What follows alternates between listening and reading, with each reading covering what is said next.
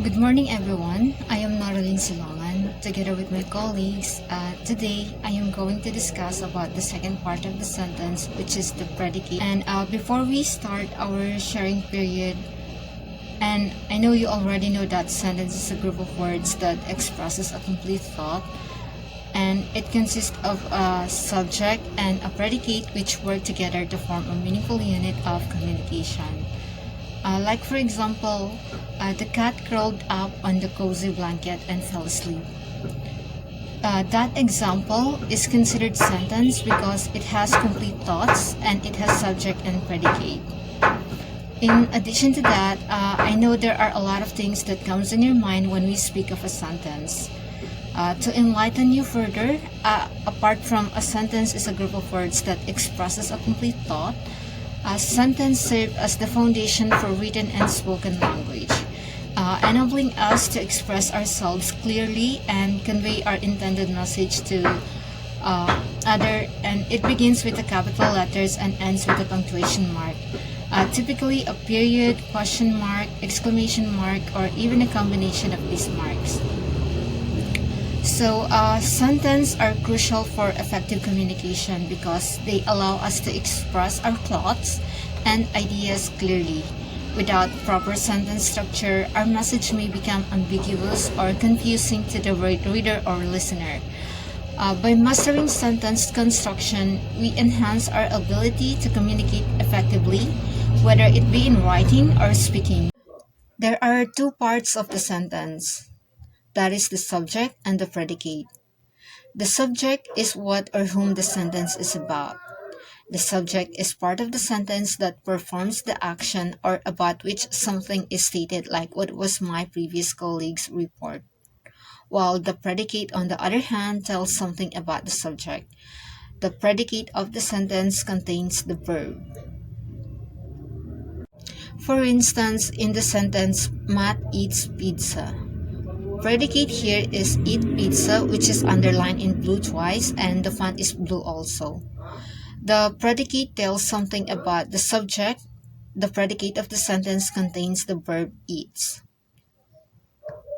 Since a predicate is a telling part, it tells what someone or something is or does.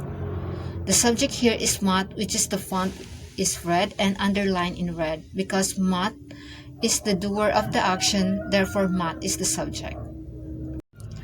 Let's take a look at this second sentence. Taylor Swift lost her hat. Lost her hat is the predicate of the sentence, and the subject is Taylor Swift.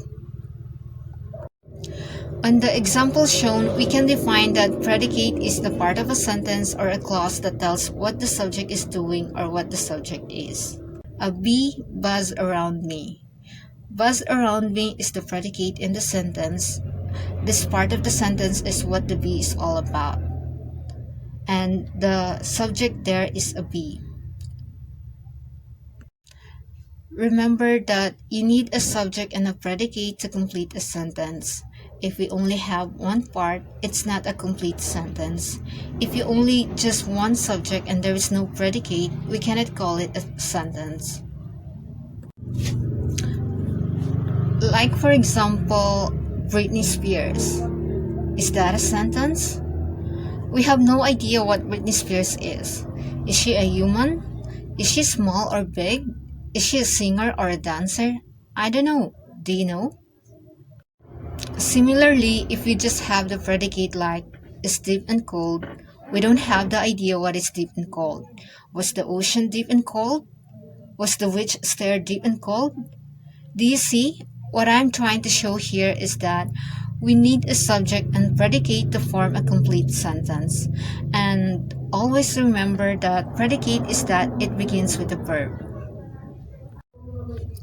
Understanding subject and predicate is the only key to good sentence writing. We also have a simple subject here, which is we just have to pick the main word, which is a noun or pronoun, leaving out all the describing word or phrases. And a simple predicate, on the other hand, is that all you need to do is look for the verb without its modifying word or phrases. Let's take a look at this example. Katie, the singer, parked the car at CSU parking lot. Katie is a simple subject, park is a simple predicate. Katie, the singer, is the complete subject, and the complete predicate here is park the car at CSU parking lot. The complete subject includes all the words that tells whom or what the sentence is about, while the complete predicate includes all the words that tells what the subject is, has, does, or feels. Katie the singer is the complete subject and the complete predicate is park the car at CSU parking lot. We also have here the compound subject and a compound predicate. Compound subject is when sentence has two or more subject usually connected with and or. And a compound predicate is a sentence that has two or more verbs usually connected with and or. Like for example, the quarrelsome cat and mouse screeched, squeaked, and landed in a puddle of mud. Cat and mouse are the compound subject and the screech, squeak, and landed is the compound predicate. And that ends my report. I hope this video helps you better understand about the sentence and most specifically one of its part, which is the predicate. On the other hand, the kinds of sentence according to functions and kinds of sentence according to structure will be explained by my other group. My other group mate. And that would be all. Thank you and have a nice day, everyone. Bye for now.